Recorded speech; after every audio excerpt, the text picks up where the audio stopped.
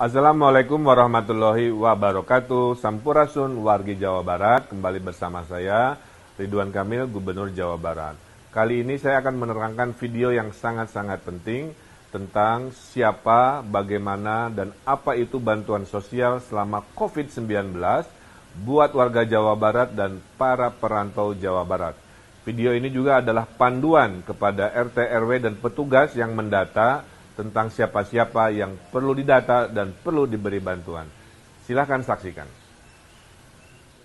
Jadi saya akan menerangkan daftar penerima bantuan sosial COVID-19. Siapakah yang dibantu oleh bantuan sosial? Kita lihat layar di sebelah atas, ya. Dalam survei zona ekonomi menengah bawah, ya, itu ada persentase dari mulai yang paling miskin, ya, di kelompok paling bawah, di sini kira-kira begitu.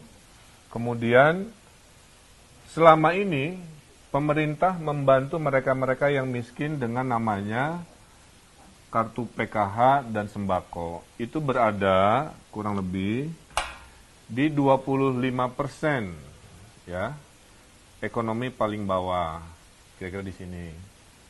Itu dibantu rutin oleh APBN. Nah, di atas garis kemiskinan ini, tiba-tiba ada penyakit namanya COVID, oke? Nah, gara-gara si COVID ini, ada kelompok dari 25-40%, tadinya hidupnya normal. Tidak usah minta bantuan, walaupun hidupnya pas-pasan.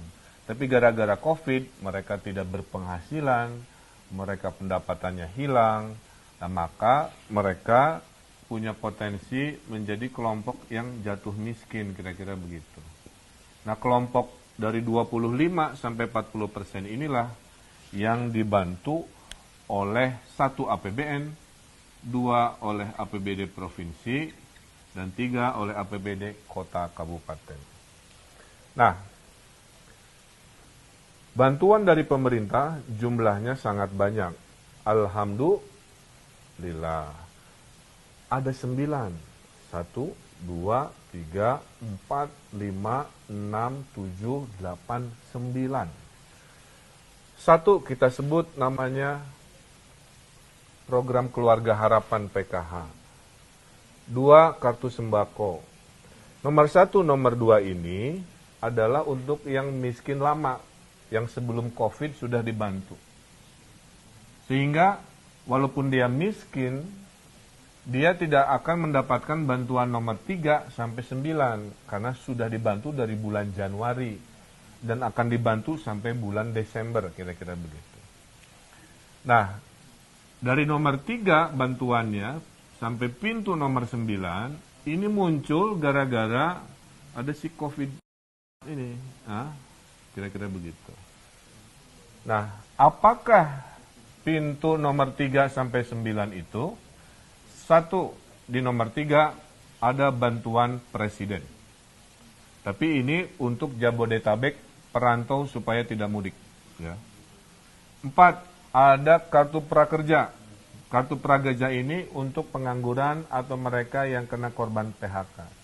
Kalau Anda kena PHK, baru-baru saja diberhentikan, maka pintunya dari 9 pintu ini, kartu prakerjalah penolong Anda. Nomor 5, ada kota, ada desa. Nah, kalau Anda terdampak oleh COVID ini, tapi KTP dan tinggalnya di desa, maka nomor 5 inilah yang membantu Anda, yaitu dana desa. 30% dari dana desa sudah ditugaskan membantu COVID-19.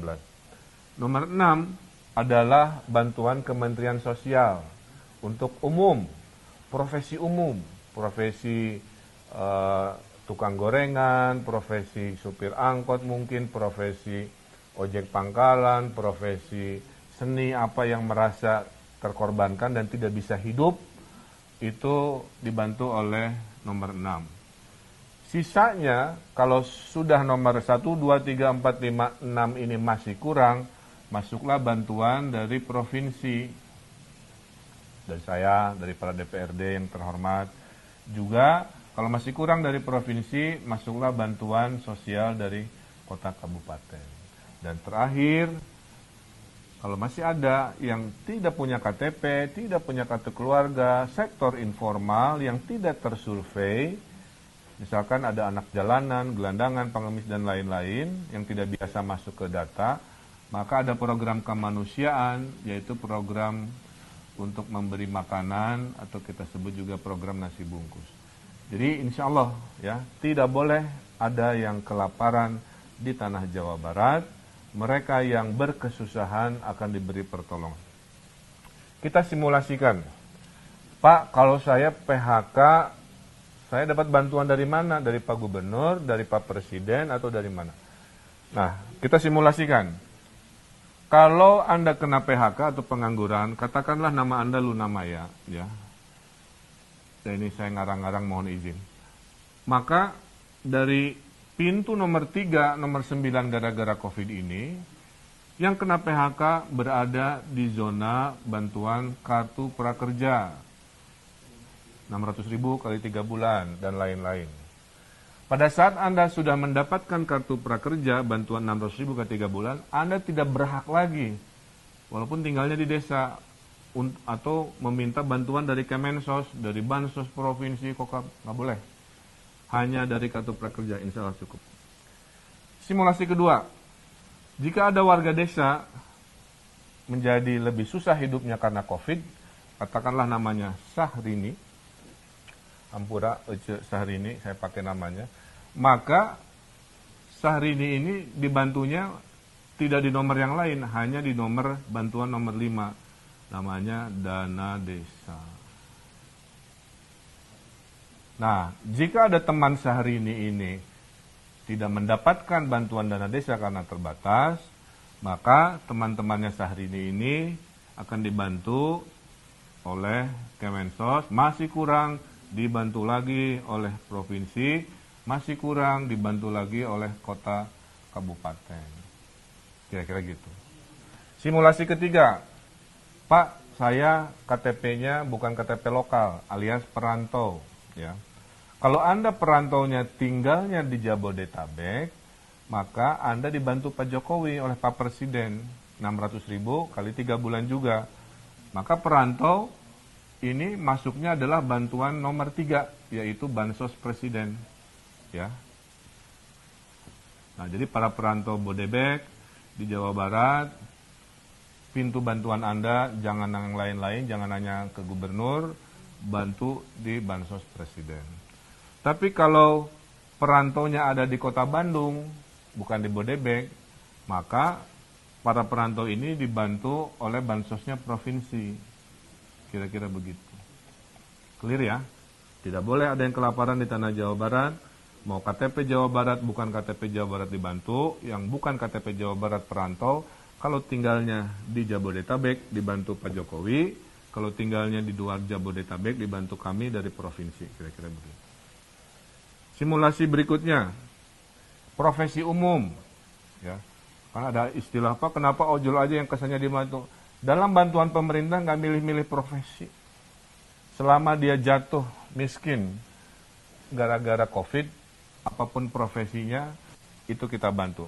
Nah, ini Cinta Lora misalkan menjadi jatuh pada rawan miskin, ke arah kemiskinan, profesinya umum, maka tadi kalau profesi umum ini tinggalnya di desa, didahulukan dana desa, ya. Kalau dia profesi umum ini sudah habis bantuan dari desa atau tinggalnya di kota, dia masuklah bantuan pintu nomor 6. Dari Kemensos, 600.000 kali 3. Ternyata teman-temannya Cinta Laura yang seprofesi nggak kebagian di bantuan nomor 6, jangan khawatir. Bantuan nomor 7 akan masuk jika tidak cukup bantuan nomor 6 dan tidak cukup nomor 6, nomor 7, maka bantuan dari wali kota, bupati masuk di sini.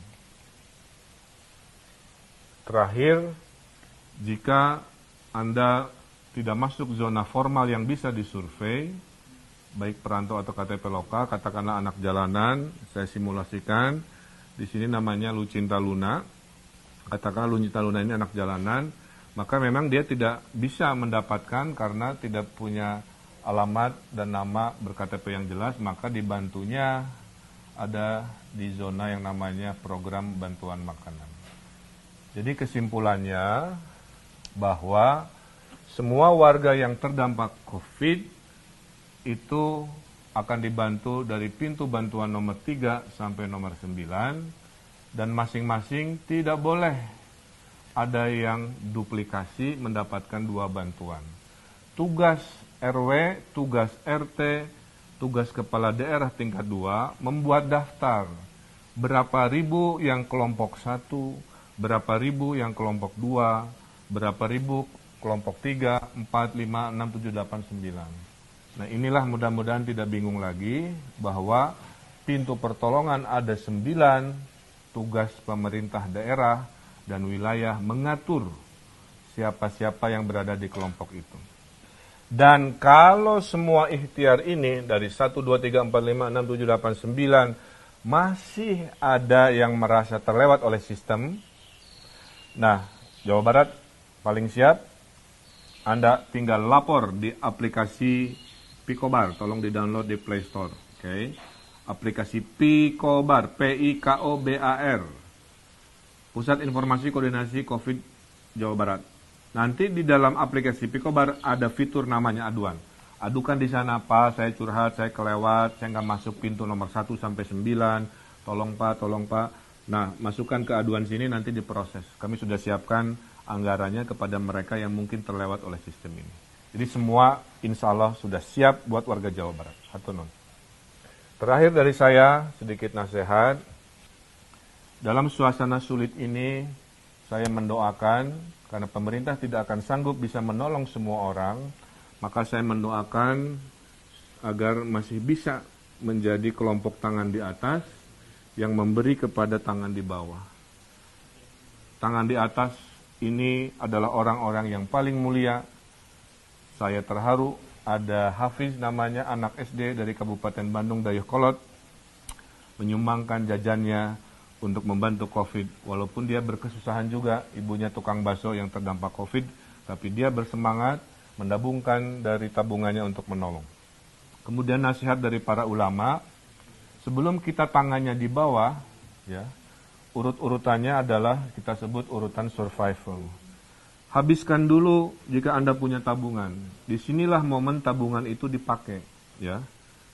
Tabungan itu kan ditabung untuk suasana darurat, situasi darurat. Sekarang COVID, momen kedaruratan. Gunakan tabungannya sampai titik-titik terakhir. Jika tabungan habis, ada aset yang bisa dimanfaatkan.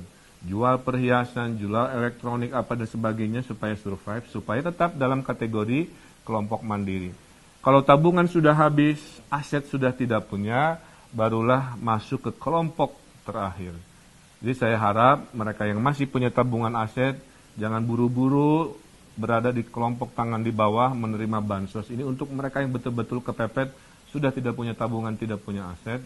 Dan tugas ini bukan hanya tugas pemerintah, tapi juga tugas dari masyarakat.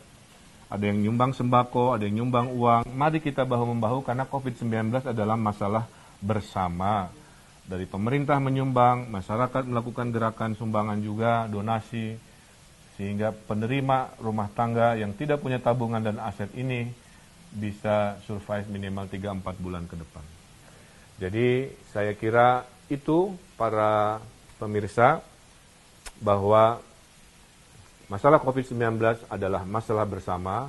Pemerintah sudah punya 9 pintu pertolongan.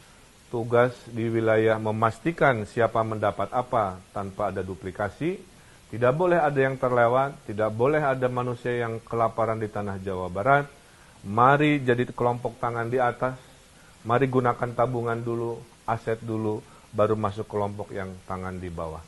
Apapun itu, dengan kebersamaan, dengan kekompakan, insya Allah kita pasti menang melawan COVID-19 ini. Wabillahi taufiq wa hidayah, sekian dari saya. Wassalamualaikum warahmatullahi wabarakatuh.